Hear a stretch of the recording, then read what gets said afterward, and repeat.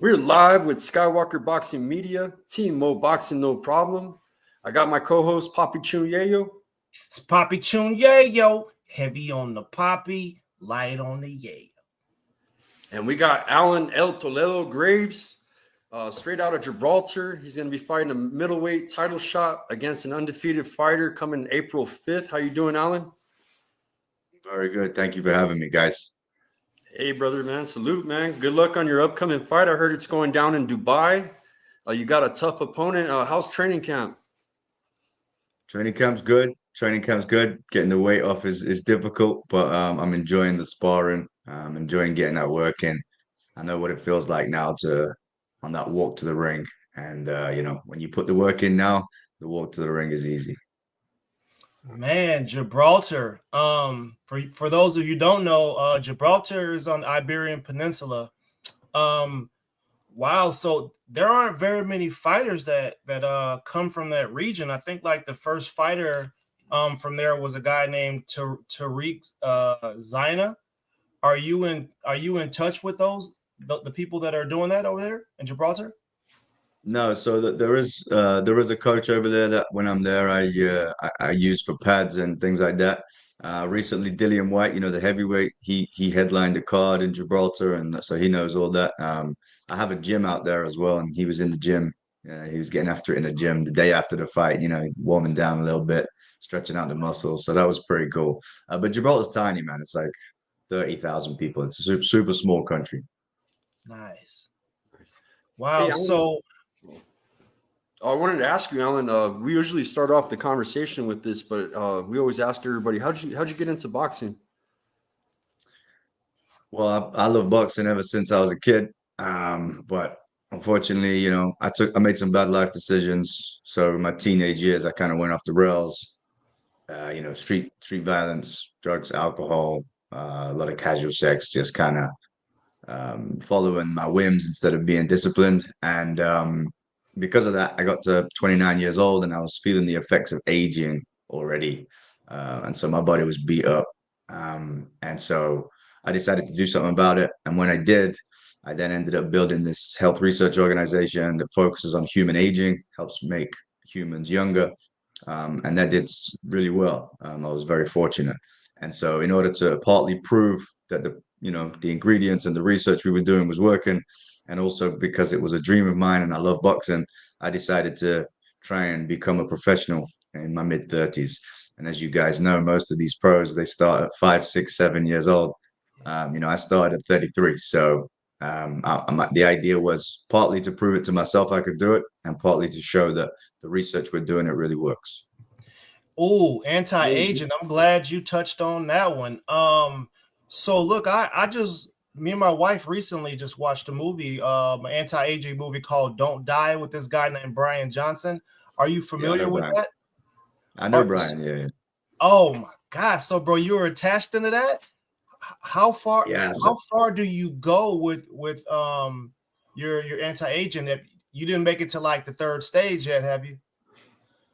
No, so Brian spends his whole life doing everything he can to optimize for the longer life, which is cool. It brings attention. He's a net positive for sure. But most people don't want to, I want to live a longer life, but I still want to do things in my life and achieve things and have fun and all those things as well. And so you can do like 5% of what he's doing for a fraction of the cost and still get most of the results. He's just like an extreme guy. And so the extreme ones always get the attention, right? But yeah, I think he's a net positive overall. Skywalker, I know you may not be familiar with this, but this guy, he lives his life as he maximizes his aging, and he's gotten to a point where the things that he's doing is decreasing his age. But in the third stage, he got to a point where he's swapping blood with his son and his dad. Like their blood runs through each other. Like it's fringe, but it's being studied and it's being scientifically documented. But hey, some people call them vampires, but there's like a stream for everything. But listen, so with your company and your organization, is that something that you're using for boxing? Like, are you creating supplements and things like that for boxers that are more safer than or more non oh, I don't even know how to say this, because people see snack as being a certain type of way, right? So Yeah, everything we provide is safe for professional athletes to take. So all we're doing is instead of the performance enhancing drug side, which is like endogenously sticking stuff into your body, this is more like naturally putting your cells back in the position they were in when you were in your 20s, in your early 20s. And then from there, your body does the repair work itself. I can get into science, but I don't suppose the your audience is going to be too interested in all the science. oh, and listen, we got some stuff scheduled where we want to bring. Well, I have a couple of guys, 3 guys that are in the field, and we want to actually talk to our boxing audience about the healthy ways to lose weight, supplements, and things like that, just to familiarize people with them, because people don't understand that there's an issue with people who cut weight improperly, and bad things can happen to them in the fight as far as dehydration and things like that go. So we talk about it. We touch on psychology here on our show as well. So it seems like you took care of the psychology part of your well-being when you decide to make the life change. What was that like? Changing, was it a difficult change to make? Yeah, it's difficult because you have to go from not giving a fuck. Oh, sorry. Can Are I you swear? cool? Yeah, you can. You're good. Yeah, Yeah, we're let on it culture ride. here. It's difficult because you have to go from not giving a fuck about anything and just doing everything just for your own in the moment benefit to thinking about tomorrow, thinking about the future, thinking about other people. And so, yeah, it's difficult in that way. And I would love to say that I was ethically and morally there and ready, but that's not really what happened. I think what happened was I just had enough of being a waster. I'd had enough of feeling like shit about myself. And so I was kind of drove myself to such despair and got so low that I was like, I gotta fucking do something about this. And then once I started on that positive spiral and the upward spiral, I just loved it so much. The feedback loop is so addictive, but it's in a positive way. So it's kind of like hacking your brain in a good Yeah, way instead of a bad way. man, that's amazing. And I just want to remind, I had a few questions coming in from the audience. One guy, Jesus, asked, do you train every day? He asked quite a few questions. He asked, if you train every day, are you going to watch the fights tonight? And are you into bare knuckle? I've not really watched the bare knuckle stuff. I know that Conor McGregor deals with it. It's not really my bag. I prefer the sweet science myself. I will watch tonight's boxing, but I'm going to watch it tomorrow because one of my friends, Amir Abu Bakr, he's 7-0. He just won the Central Area title of the weight below me in the UK. He's performing here tonight, and so I'm going to go and watch that in person. And then do I train every day? Yes. Yeah, I'm training every day. So it won't always be sparring, but from next week, it's solid sparring for like 4 weeks up until the fight. And let the audience know about your upcoming title fight. Marcel Montana Rumpler, shout out to you. They asked, when's your fight? Yeah, the fight is on April 5th. It's in Dubai. It's at the Agenda Arena. So if you're in Dubai, come along. If you want to watch the stream, I'll be sharing the link on my Instagram. So if people want to follow me there, then that's absolutely fine. But yeah, so I'm fighting a guy called Maxi James. He is a phenomenal fighter. He's 16-0. Yeah, 16 wins, no losses. He had the WBC Latin American title at the weight below.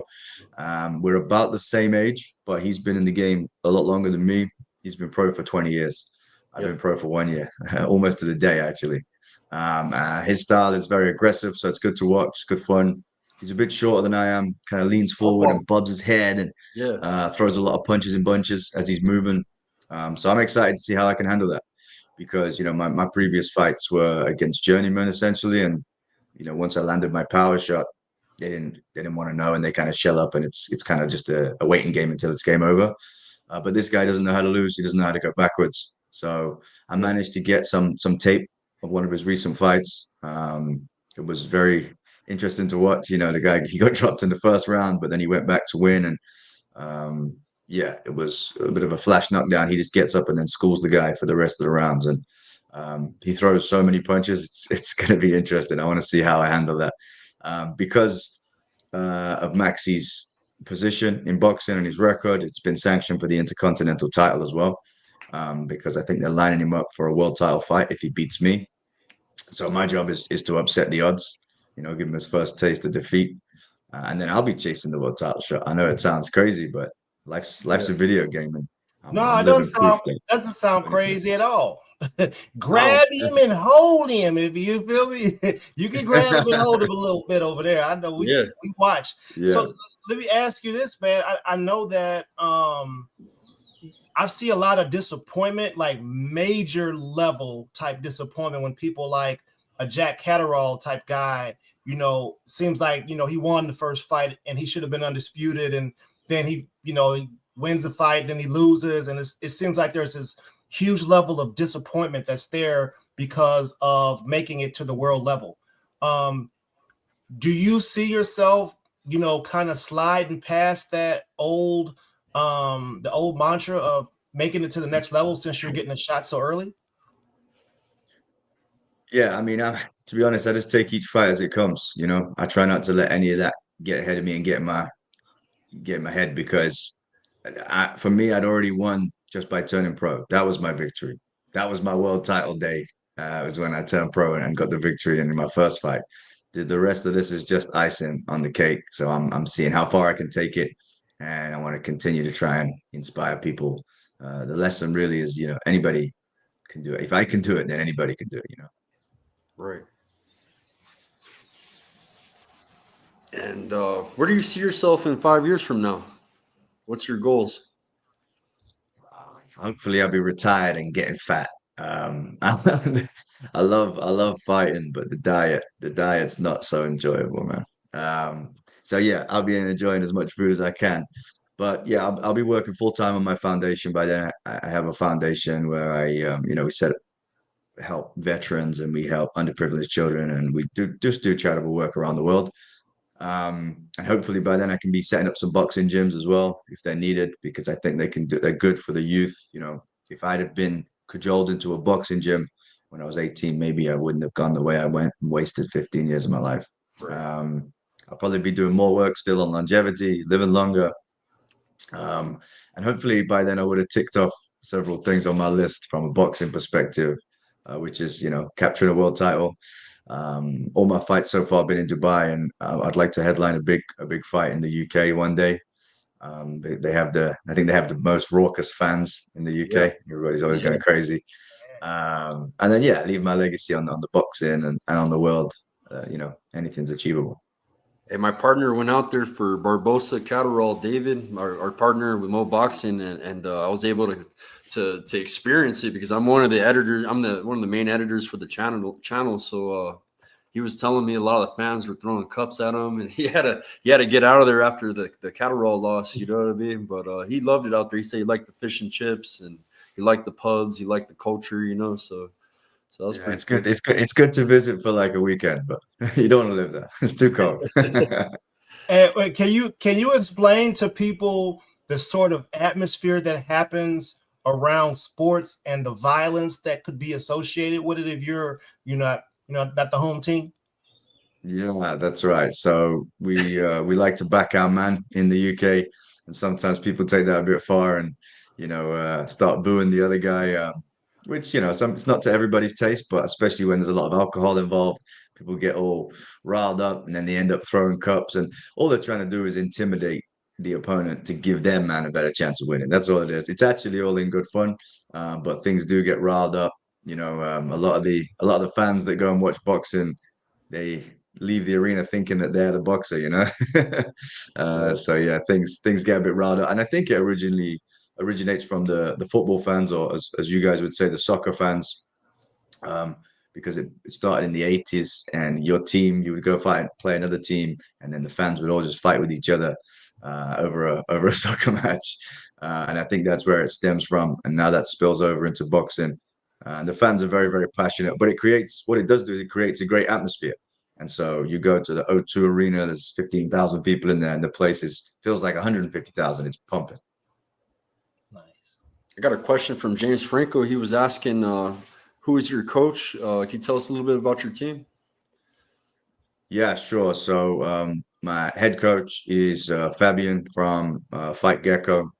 I originally started, because we weren't in the same location, he started giving me advice online. And it's not a bad way to learn because you get feedback on your videos. He breaks everything down for me. Obviously, now we do it in person.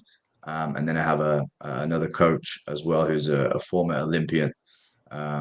He was 9 times Austrian champion. He's actually younger than me, which is, I know it sounds crazy to say, but yeah, he's my coach. He's also a southpaw, which helps Oh because yeah. yeah, Maxi's a southpaw too. So Yeah. Argentinians are known. There's some tough dudes, man.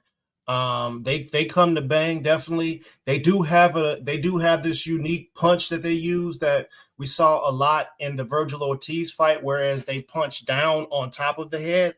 Like that's something that people aren't used to preparing for as far as having their neck strengthened enough. That's something I'd definitely be watching out for because those guys, like I said, they're not coming to lay down, they're coming to take whatever you got. So we definitely will be watching. From the would you consider yourself a film junkie? And if you were a film junkie, like who's some of your favorite boxers to watch? Absolutely. I watched the tape just earlier today. I watched that fight again from my upcoming opponent. I do a lot of visualization as well, how I think the fight's going to go.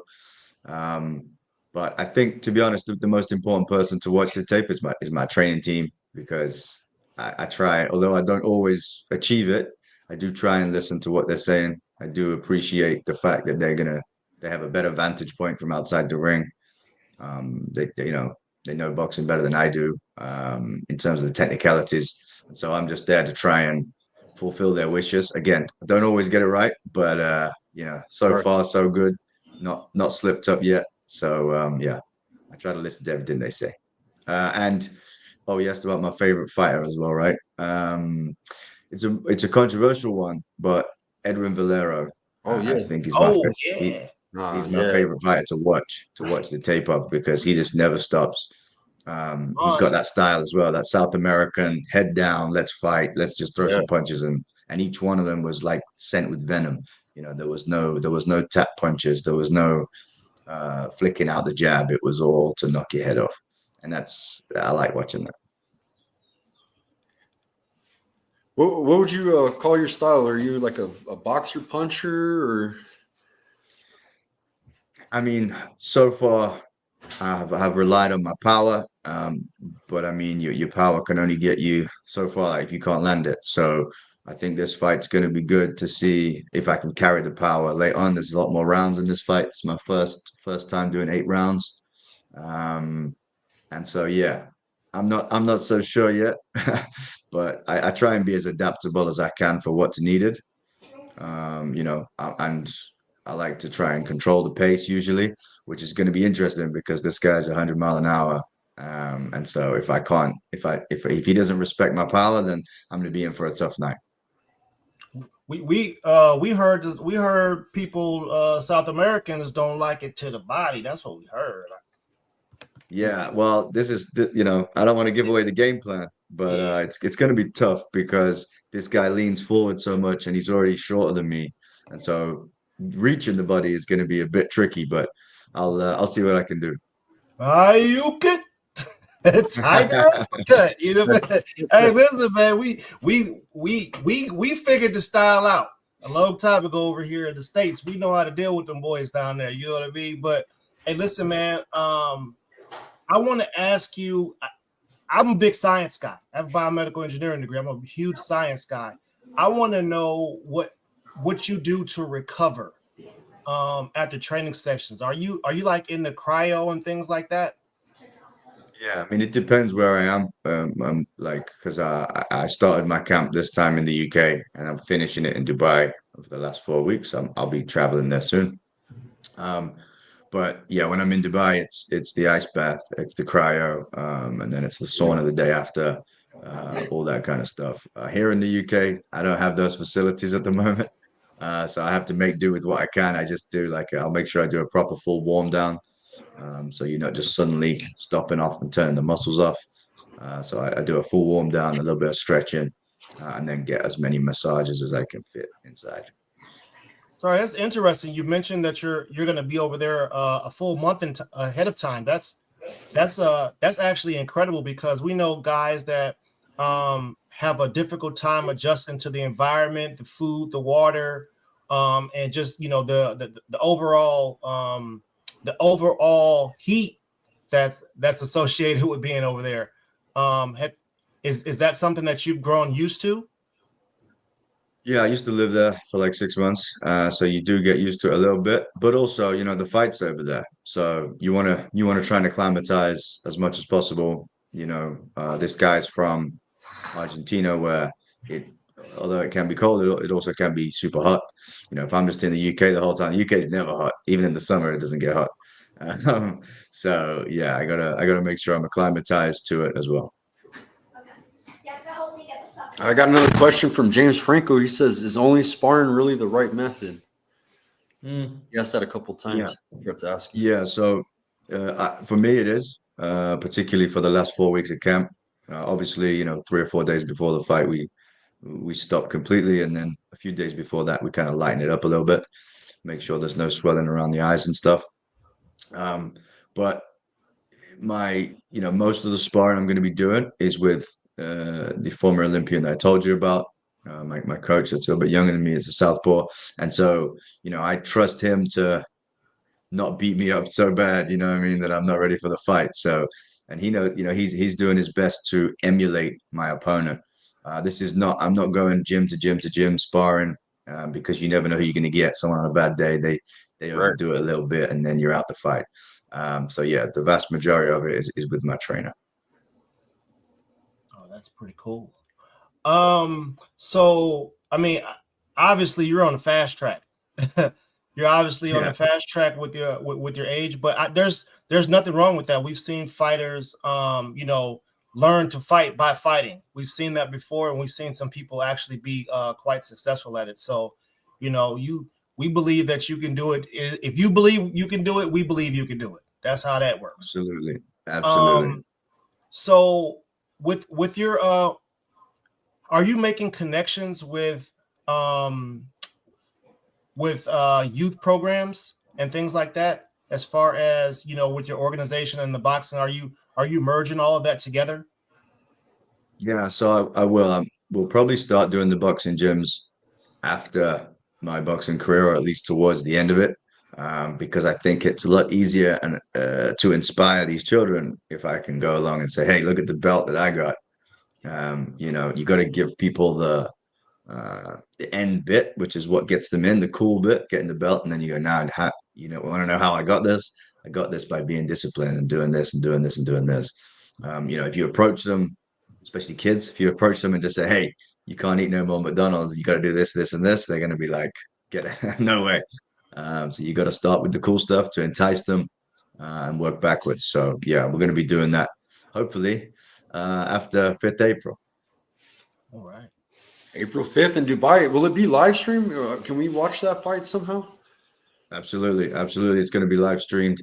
I'll be posting the link on my Instagram like the day before and the day of. So Okay, nice.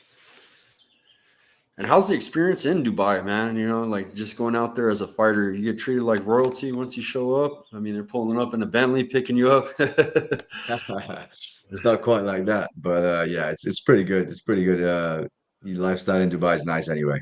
You can get all the medical care you need. It's all very fast. It's all efficient. You get really looked after, from a boxing perspective. And the show's always done really well. The camera works good. Everybody has a good time. And so yeah, I like Dubai. Yeah, Skywalker, you talking about royalty, man. That's the only place in the world you can go where there's Lamborghinis Right. every other car. You know what I mean? Like, A Dubai's a cool place. lot different than where I live in Albuquerque, man. I'll tell you that. Have you ever been to the States? Yes, sir. I used to live in Pompano Beach, which is not too far from Miami. Okay. And yeah, the health research organization I was telling you about, we do most of our research in the States. Some of it in Rochester, which is New York State. We got some facilities in Ohio. We got some facilities in Texas. So yeah, I've been to the States. That's cool. Nice. Yeah, we definitely, and listen, I definitely would love to have you back on the show when we bring in our our physical experts, and I got some scientist buddies that are into all that stuff, and I would love to have you on so we can all kind of bounce ideas off of each other about how this sports science thing works, because there's too much nuance in it, and people just don't understand it. And I think we need to do that, and so to help people understand really what's going on. One of the best strength and conditioning coaches, we got a few, man, but one that's more for the science would be Boots Ennis' strength and conditioning coach. His name's Altaf Rahmatullah. He's got a degree. That dude is just amazing. It's smart with his athletes.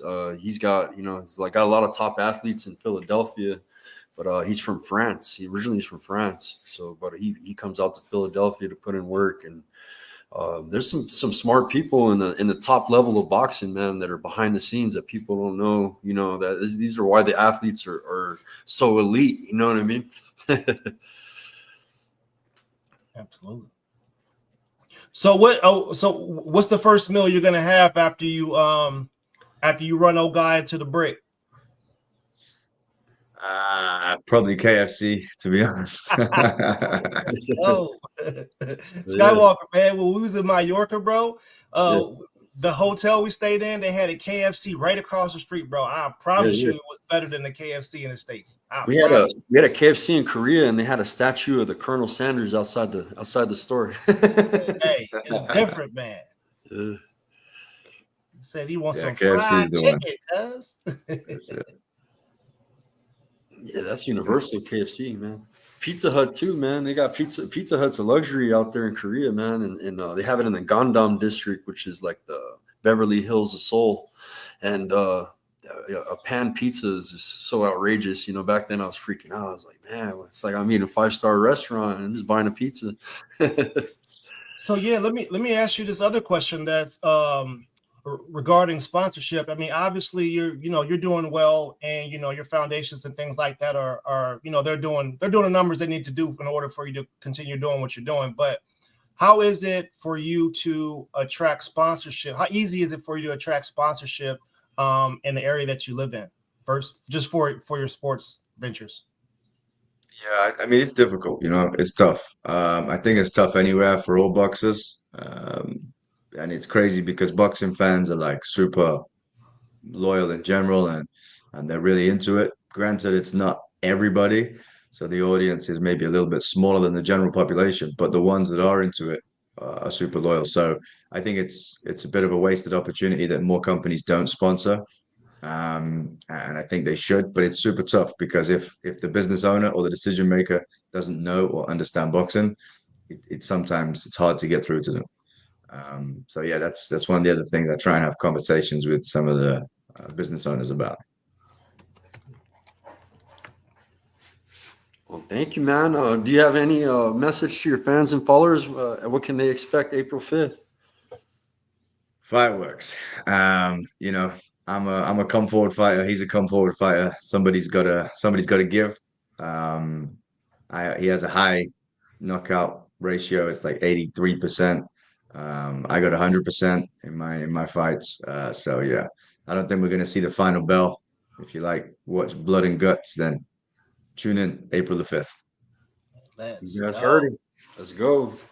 All right. You guys can follow Alan Graves at Alan Graves on Instagram, and your health research organization. Can you tell everybody where they can find that at?